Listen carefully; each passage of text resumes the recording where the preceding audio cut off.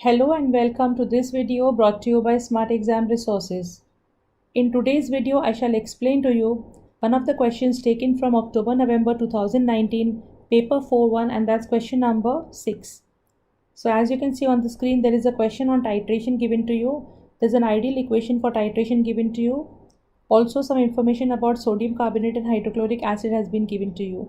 So I assume that you'll be pausing the video and you'll be going through the given information. Okay, if not, then you pause the video, go through it twice or thrice, write down what is given to you, and then you can resume the video. So we will solve the question together.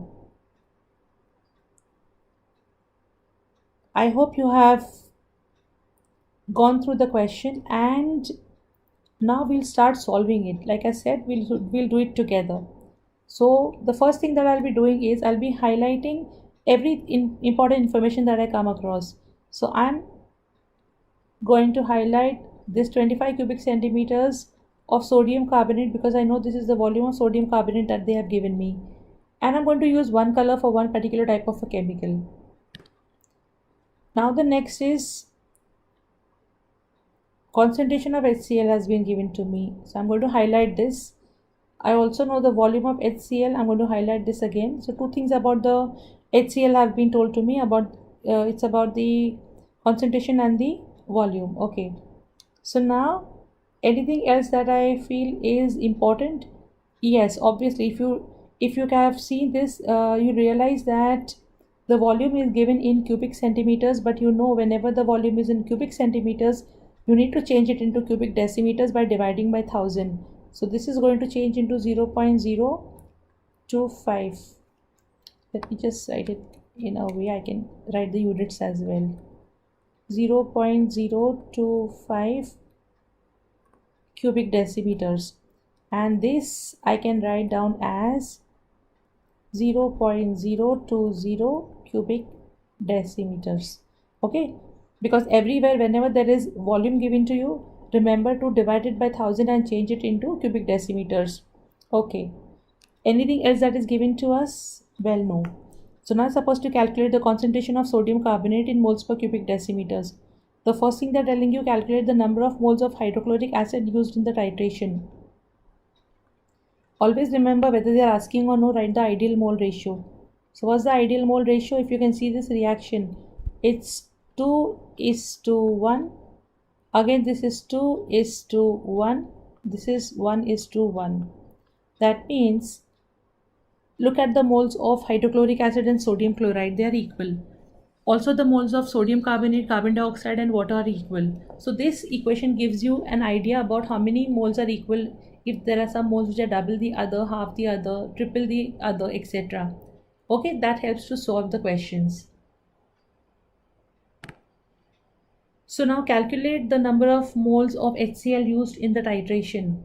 So first is, ask yourself what is given about the hydrochloric acid. Well, you know two things about the hydrochloric acid.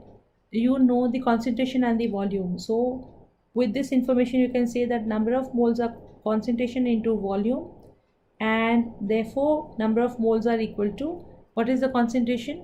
Concentration is 0.180. So 0.180 into volume is 0.020, and that gives you 0.0036. Yeah, that's right, 0.0036. Okay, so you got the number of moles of HCl.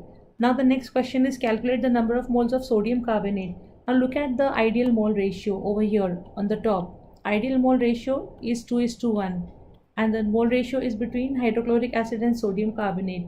So you know that the moles of hydrochloric acid are twice the moles of sodium carbonate.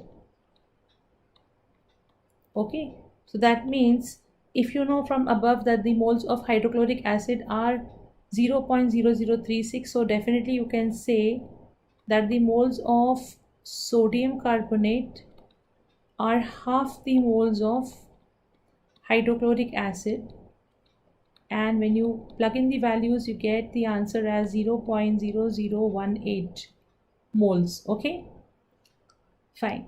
Now the next thing is calculate the concentration of sodium carbonate in moles per cubic decimeters. Now once again, the concentration is what? Concentration is equal to moles upon volume. So do you know the moles of Na2CO3? Yes, you just found out. So the moles are 0.0018 divided by the volume. Do you know the volume of sodium carbonate? Yes, it has been told as 0.025. That means when you divide this, what do you get? You get it as 0.072 moles per cubic decimeter. So this is 0.072. Okay, simple, isn't it? Going ahead, in another experiment, the volume of carbon dioxide produced was 48 cubic centimeters. Once again, don't wait for anyone to tell you. Just divide that by 1000. So you get 0.048 cubic decimeters.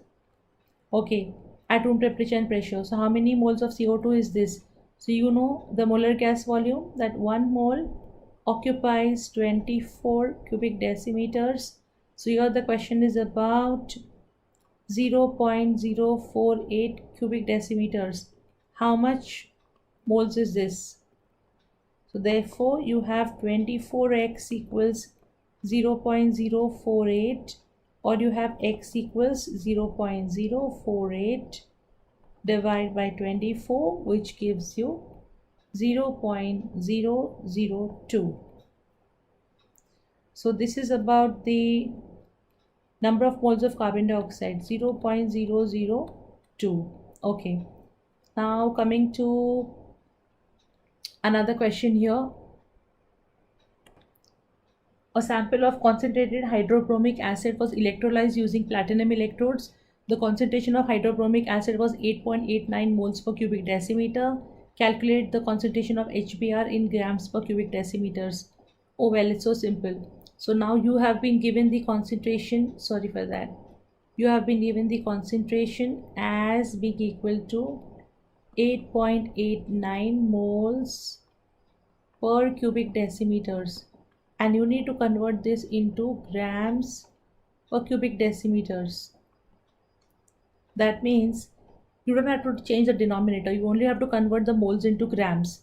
So it's simple. First you find out what is the MR of hydrobromic acid, HBr, and that is equal to 1 plus 80, which is equal to 81 grams.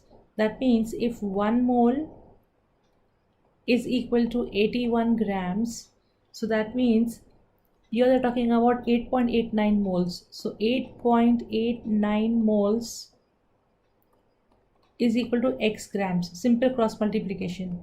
Therefore x is equal to 8.89 multiplied by 81, and if I do that, how much do I get? I get this as 720.09. So I can round it off to 720. Okay, so that is 720 grams per cubic decimeters. 720 grams per cubic decimeters. So isn't it very simple? See, stoichiometry is the simplest of all. Only thing what is required is a little bit of careful reading. If you do that, then you're sorted. Well, so it's not really difficult. You have seen my earlier videos also. You read the questions carefully, you underline the keywords, you write down what is given to you, and you're sorted. Okay, fine. And for kids who are not members, I can always tell you that our website has got a large number of resources for IGCSE, so you can always visit our website. Some resources also might be free and some are paid, of course. So the address is smartexamresources.com. Well, that's all in today's video, and if you like watching my video, please do subscribe to my channel. Thank you.